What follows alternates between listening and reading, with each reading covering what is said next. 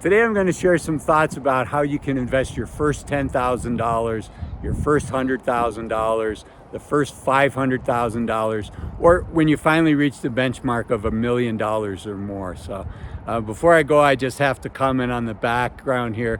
It kind of looks like an ice cream cake or a layer cake, I should say, with layers of snow. So take a walk with me and let's talk about this. I have to get out of where I'm at carefully here. You can see that my feet are caught in some couple feet of snow. So bear with me as I carefully get out of where I'm at.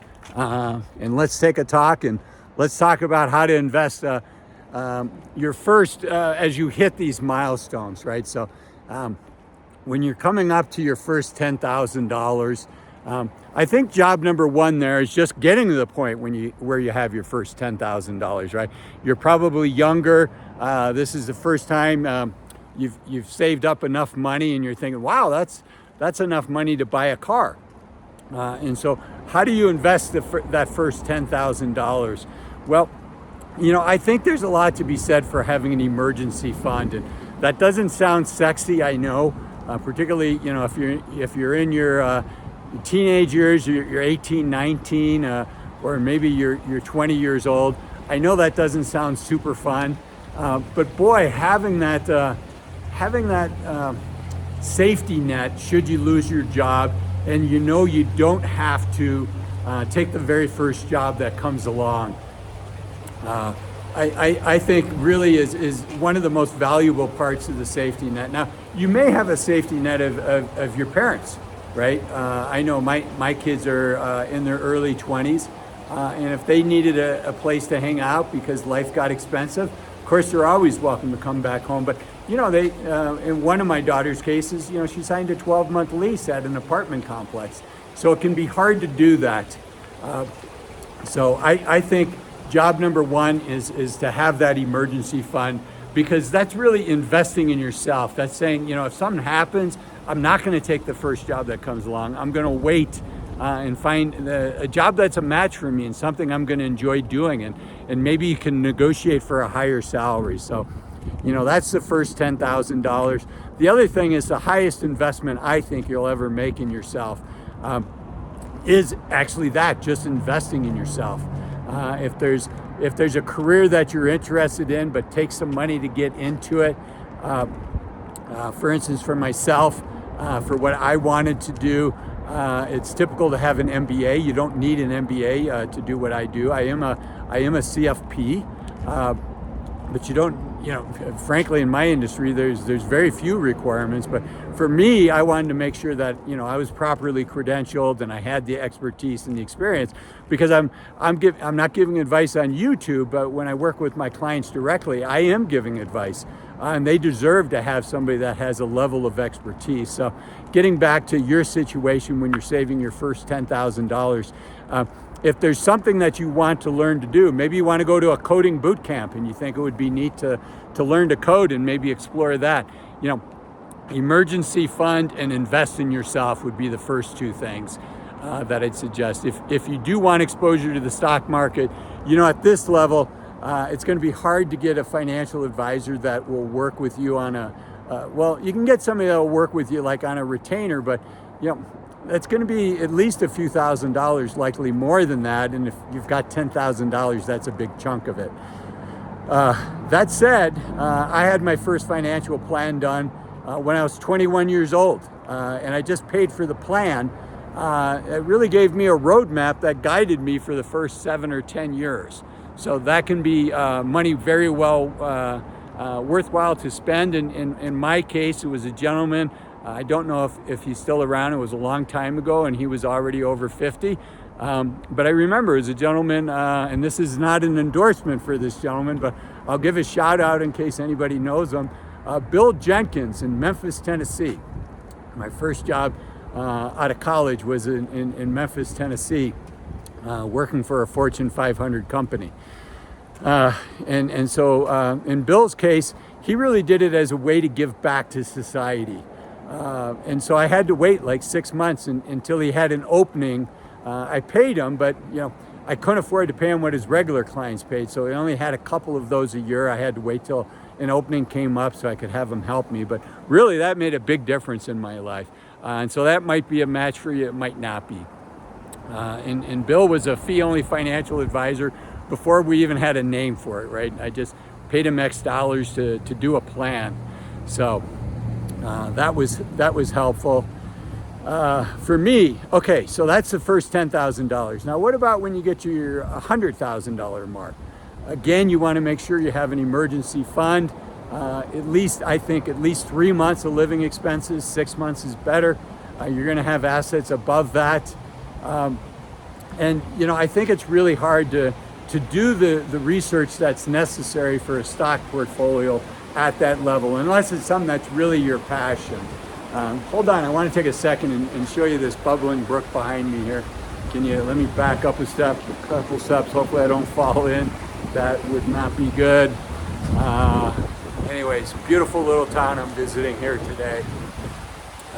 So getting back to $100,000, investing that. I think exchange traded funds and getting exposure, having a diversified portfolio of exchange traded funds. Now at this level, you can probably get an advisor to work with you. Certainly a commission-based firm is going to be interested in talking to you, but you know what? They make the most money when they sell annuities. And annuities, I think, are oftentimes designed to be sold and not bought. In other words, they're designed to look good on the surface, but they do have some negatives. Your money's typically tied up for a period of time where you can't trade it and you can't move it. And the world has a way of changing, and you might want to make a change in your investment. And the surrender costs, that's what the penalties are called, can last several years and can be fairly high, 5-8% surrender charge, and it goes down every year that you hold it. This is not a video on annuities, but commission salespeople will talk to you when you have $100,000, but they're going to try to sell you a product that gives them a high commission. That's how they can justify spending the time with you, is if they sell you a product that has an 8 or a 10% commission, that's going to pay them $8,000 to $10,000, and they're going to try to dance around what the commission rate is. It's probably going to be very difficult to find out, well, gee, exactly how much are you making by this annuity that you suggest? Quick comment on the tree behind me. That's the shoe tree in this little town. This used to be a mining town, and the rumor is that back in the day when there were miners, this is one of the ways that they celebrated the end of winter, right? They worked underground, and it was dark out when they came home from work, and they were really glad to see winter come to an end. So that's how they celebrated. So that's why there's shoes in the tree behind me. So that's your first $100,000. Be careful working with a commission financial advisors, because the incentives are just, your base is not large enough for them to make money slowly. Most are going to want to make money quickly by selling a high commission product. So what can you do instead? You can find a fee-only financial advisor near you. Just Google the term. You can probably find somebody to work on retainer for you. Or you can build a portfolio of diversified exchange-traded funds yourself. So those are kind of the options at $100,000. Now, as you move up to $500,000, now you're in the zone where many fee-only advisors are willing to work with folks with $500,000 and charge a percentage of assets under management, or at $500,000, paying a retainer to somebody. The numbers work out because you have a large enough base that as a percentage of your assets, let's say the charge is $5,000, I'm just making up a number, that's going to be 1% of your portfolio for that plan, and maybe that plan is good for 5 years, so it's really $1,000 a year. So that's one plan, and at this point it probably makes sense for you to have a blend of stocks and bonds. You can, if you own individual bonds, it tends to be less expensive Bond funds tend to have a management fee associated with them. Even if they're passive, there is going to be a management fee for that. And sometimes that can be more cost effective than you buying bonds on your own. Now, I do want to point out, a lot of people will say that, well, gee, there's no commission charged on bonds. Well, these people aren't doing it for free, right? There's no commission, but let's say it's a $100,000 bond. Well, if you're selling it, I'm just making up numbers. The custodian might only pay you $99,000 for that bond. And then if you want to buy that bond, they might actually charge $101,000 for that bond. So, and you can buy chunks smaller than $100,000. But getting back to there are no commissions. Well, there's no commissions per se, but it's not cost free because of that spread. And the spread can be, 50 basis points, which is 0.5% in and out. So sometimes a bond fund can actually be less expensive for you. And you can pick up what are called crumbs in the industry, where it's not a bond of $100,000 size. Maybe it's $23,000 or $27,000 or $45,000. And this is a bond that's available in increments less than $100,000. So at $500,000, you likely don't want to be buying bonds at the $100,000 level. Now, what about stocks? Should you still be in exchange traded funds or stocks? I think stocks take a lot of work to pick very good companies. Obviously you want companies that have a strong competitive moat, as Warren Buffett would say. They have a strong market position. They have a great management team. They have good margins. They can defend those margins. They have growth opportunities, right? There's a lot of things to look at. And boy, it's super hard for an individual to do it. You absolutely can do it, but it's going to take a fair amount of your time, I think, to actually research and to know what you own. And I would encourage you to look at the long term, right, as opposed to trading. And so often what people invest in are what I call story stocks. So a company's done well, and there's a good story behind it, and they've got for instance, AI is big now, and maybe they're in the AI field, and that's going to take them to the next level. Well, maybe or maybe not. But do you really want to spend the time listening to the quarterly earnings calls, evaluating the management team, writing down what management says that they're going to do over the next 12 months, over the next 24 months, and then tracking that and see, do they actually do it, and how's their balance sheet, and what is their balance sheet made up of, right? What kind of, if they own bonds as part of their cash management, what kind of bonds do they own? So there's a lot to it. I don't say this to say it's impossible, just that it takes time. And if this is a passion of yours, go ahead and do it. But if it's not a passion of yours, I think it's worthwhile either having exchange traded funds, low cost exchange traded funds, to give you broad market exposure, or to work with a fee-only advisor that can set up that portfolio. So that's when you're at $500,000 level, and as you approach $1 million, now it's this is your life savings. Each one of these benchmarks is a big benchmark, but at some point, making a 10% mistake, certainly at $1 million, right? That's $100,000. It probably makes a lot of sense to work with a professional, somewhere between $100,000 and $1 million. The challenge as you're closer to $100,000 is it's hard to get a team with expertise that's a fiduciary to you 100% of the time.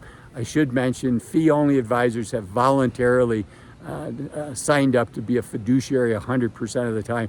A lot of times people think, well, all financial advisors are fiduciaries to me 100% of the time. Unfortunately, that's not true. Oftentimes, financial advisors are actually fiduciaries to you some of the time, but not all of the time. I call it white hat and black hat. And they do disclose when they're going to be which, but not in the moment that you're having the conversation. So, for me, I would always be thinking in the back of my mind, well, does my advisor have their white hat on now or their black hat on now? So, that's a challenge as you're somewhere between 100,000 and 500,000 is finding that good fee-only financial advisor that can help you. And in that case, just a a solid portfolio of diversified exchange traded funds maybe makes sense. Now, I should point out, none of this has been financial advice. I don't know your specific situation, but my goal with this video is to give you some things to think about. Let's go back to the $1 million portfolio. I think my big takeaway is a 10% mistake is real money now. And so either you need to spend the time making sure that you're invested properly, or consider hiring a professional to help you with that. And again, I'll circle back to, I think simple is better than quote unquote complex or complicated. Complexity gets sold in my industry because it makes the advisor look smart. They can pander to your ego and say, well, most clients say, I can't promote this to because this is a sophisticated investment and you need to have a certain net worth and you need to be at a certain level of intelligence.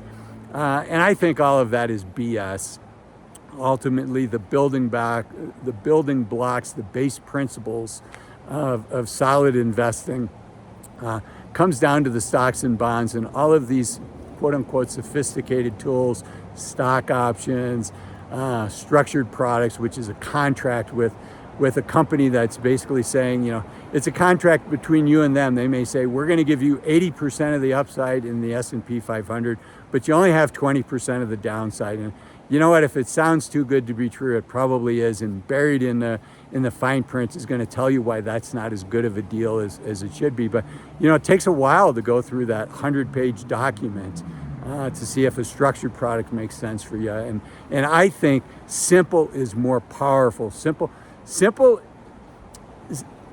is not easy, and simple is powerful, right? I mean, it's like losing weight. The high level aspects of foundational truths that what it takes to lose weight is you eat less calories than you burn, you exercise, you get plenty of sleep, and most of us would have 8% body fat if it was that easy.